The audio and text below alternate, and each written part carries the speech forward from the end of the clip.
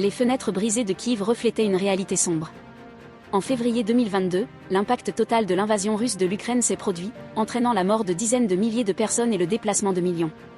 Animé d'une volonté de trouver une issue à la situation, le président Zelensky a cherché à rencontrer l'ancien président Trump aux États-Unis, tandis que les responsables américains préparaient des discussions avec la Russie à Abu Dhabi. Puis, presque du jour au lendemain, le conflit s'est intensifié, 6 décès à Kiev suite à des frappes russes, et 3 morts dans la région de Rostov, en Russie, suite à une contre-attaque ukrainienne. Au cœur de cette crise croissante, les responsables américains et ukrainiens se sont réunis à Genève pour affiner un plan de paix, significativement révisé après des retours d'expériences initiaux.